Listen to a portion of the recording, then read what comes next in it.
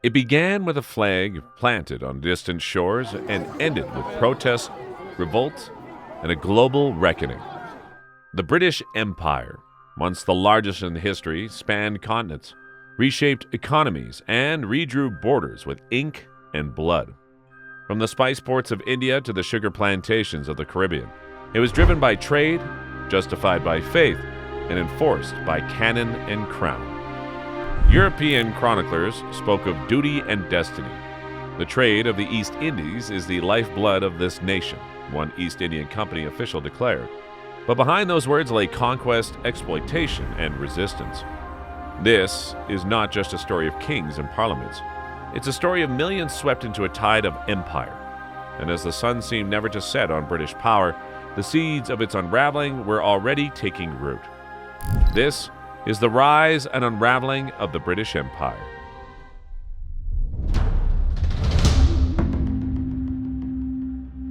The empire didn't begin with a grand proclamation. It began with ships. In the late 16th century, England was a minor European power, overshadowed by Spain and Portugal. But as maritime technology advanced and rival empires clashed, opportunity opened on the high seas. It was here, among storms, pirates, and fragile alliances, that the first roots of British imperial ambition took hold. Richard Hakluyt, an English geographer, championed the cause. He envisioned vast riches and resources waiting across the Atlantic. Driven by dreams of wealth and strategic influence, England established its first lasting colony in 1607, Jamestown, Virginia. It was a fragile foothold beset by famine, disease, and conflict with native people. But it marked the beginning. Soon after came settlements on Barbados and other Caribbean islands, where sugar became king and enslaved Africans were forced into brutal labor to feed Europe's growing appetite. Meanwhile, in 1600, Queen Elizabeth I granted a charter to a private company that would become the beating heart of British imperial expansion in the East, the East India Company. What began as a trading venture in spices and silk rapidly evolved into something far more potent. By the mid-17th century, it wielded private armies, minted its own currency, and controlled vast territories in India. Commerce was no longer just business. It was a foundation of imperial identity. But trade wasn't neutral. It was enforced by military might and built on systems of racial hierarchy. In the Caribbean, in North America, and South Asia, wherever British ships landed, structures were laid to extract profit and enforce control. And yet, even in these early days, resistance flickered. Indigenous uprisings, slave revolts, and local rebellions made it clear the empire would always be contested. As Britain's commercial reach grew, so too did its appetite for power. The 18th century loomed, bringing revolution, consolidation, and blood-soaked battles that would transform trade outposts into dominions. The empire was rising, but the cost was already staggering.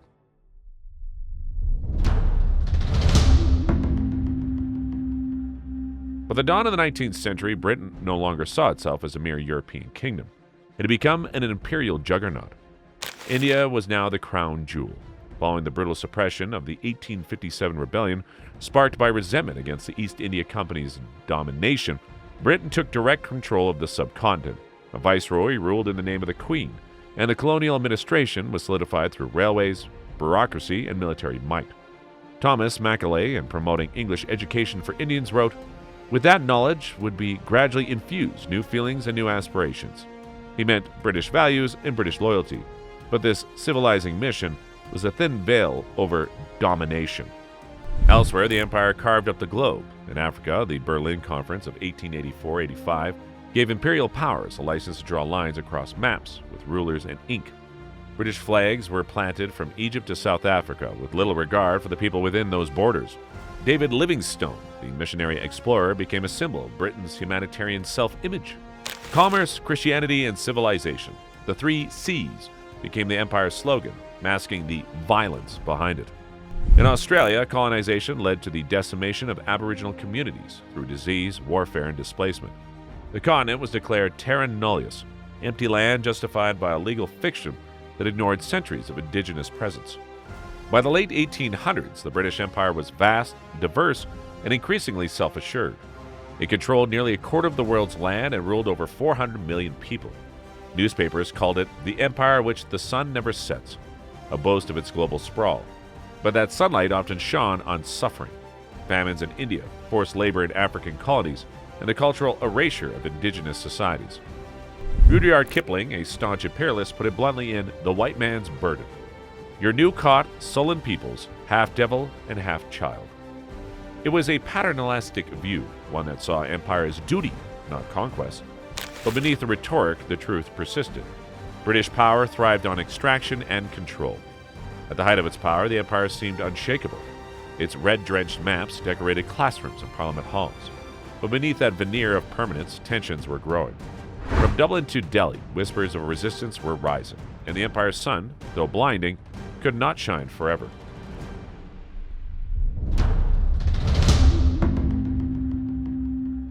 When Europe plunged into World War I in 1914, the British Empire marched with it, but it did not march alone. Across its colonies, millions of subjects were summoned to serve in a war that was not theirs. India sent over 1.3 million soldiers and laborers to the Western Front, the Middle East, and Africa. From the trenches of Flanders to the deserts of Mesopotamia, colonial troops fought and died under a flag that promised loyalty but rarely offered equality. In Africa, the war turned the continent into a theater of imperial rivalry. Africans were conscripted, coerced, and shipped across borders to serve British campaigns against German colonies. In the Caribbean, men volunteered with hopes of honor and advancement, only to be segregated and sidelined. When the guns fell silent in 1918, over 2 million colonial troops had served the British cause. Yet promises of self-rule and reform were unfulfilled. Instead, the post-war world saw crackdowns on dissident like the Amritsar massacre in India, where British troops opened fire on unarmed protesters, killing hundreds. The message was clear. Loyalty did not buy liberation. 2 decades later, the world was at war again. In World War II, Britain once more turned to its empire. India contributed over 2.5 million men, the largest volunteer army in history. Africans served in campaigns from North Africa to Burma. Australians and Canadians stood alongside British forces in Europe and the Pacific. The empire was not just a source of manpower, it was a lifeline of food, resources, and strategic positioning. Yet the war strained imperial bonds. Colonized people saw the contradiction. Britain fighting fascism abroad while maintaining imperialism at home. The Atlantic Charter promised self-determination. Many in the colonies took it literally. After 1945, Britain emerged victorious but changed. Economically battered, morally questioned, and facing rising demands for independence. The empire was no longer untouchable. The wars had shown colonial subjects both their strength and their expendability. The sun was beginning to set, not from a single blow, but from the relentless push of people who had fought and were no longer willing to be ruled.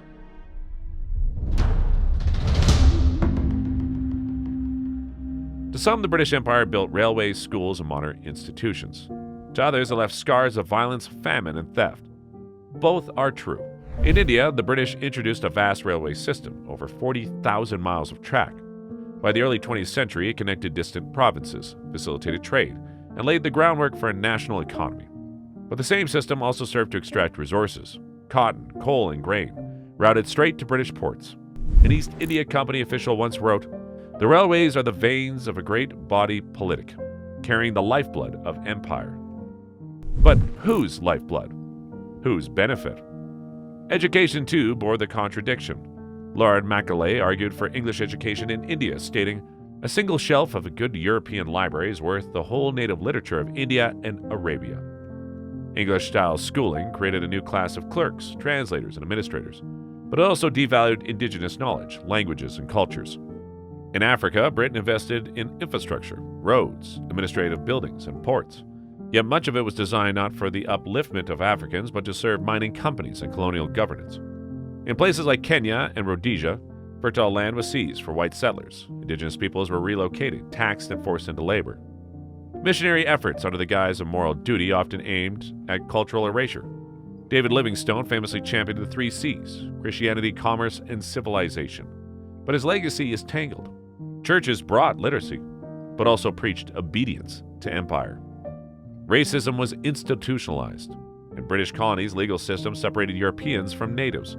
In South Africa, British governance laid the groundwork for what would later become apartheid. In Australia, Aboriginal children were taken from their families, what we now call the stolen generations. Yet empire wasn't experienced the same way everywhere. Some elites gained wealth and status. Some colonial subjects embraced education and used it to critique empire itself. Gandhi, Nehru, Nkrumah, and Kenyatta were all products of British schooling and turned it against imperialism.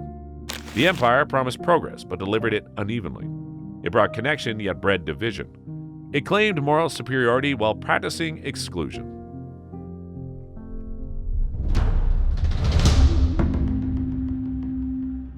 The tide of empire began to recede in the mid-20th century, but it did not go quietly.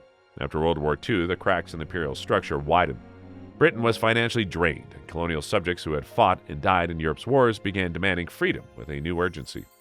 In India, the independence movement had been simmering for decades. By 1947, the British Raj fell. Gandhi marched barefoot. The empire stumbled. The 1950s and 60s began a whirlwind of exits. Ghana, under Kwame Nkrumah, became the first sub-Saharan African colony to gain independence. In 1957, Kenya followed, but only after the brutal Mau Mau uprising and a bloody crackdown. In the Caribbean, in Southeast Asia, and in the Middle East, flag after flag was lowered. Britain's colonial portfolio dissolved. But decolonization was rarely clean. Borders drawn in London sparked civil wars in Africa. In South Asia, partition carved India and Pakistan apart with a line soaked in blood. Over 1 million people died in the chaos. In the Middle East, British withdrawal left power vacuums and tangled allegiances. Palestine, Iraq, Cyprus. The echoes still ring. Yet the empire never truly disappeared. It shifted form. English remains one of the most widely spoken languages on earth, an inheritance of trade, conquest, and administration. Legal systems, parliamentary models, and educational institutions in countries like Nigeria, India, and Australia still carry the British signature. But the legacy isn't only structural, it's psychological. In former colonies, questions of identity linger. What does it mean to be post-colonial? To speak the language of the colonizer? To learn history written from someone else's perspective? Even in Britain, the imperial shadow remains. Immigrants from former colonies arrived to the mother country, only to face discrimination and exclusion. The Windrush generation rebuilt post-war Britain, but were later betrayed by policies that denied them basic rights. Monuments stand in London to imperial generals and explorers, but in Bristol, a statue of slave trader Edward Colston was toppled in protest. The past is not settled. The British Empire may have faded from the world's maps, but its imprint remains etched into the lives, languages, and landscapes of billions. It was an empire built on ambition, contradiction, and control. A story of grandeur and grief, of roads paved and cultures erased. But the story isn't just history, it's present. It's personal. How do we reconcile progress with pain, legacy with loss? Let's hear from you. What do you think about the British Empire's lasting impact? Was it a force of order or oppression, a story of civilization or control? Join the conversation in the comments below. And if you found this video thought-provoking, don't forget to like, subscribe, and share with others who care about history's unfinished stories. Hit the bell icon so you don't miss our next episode where we explore the rise and fall of another global empire.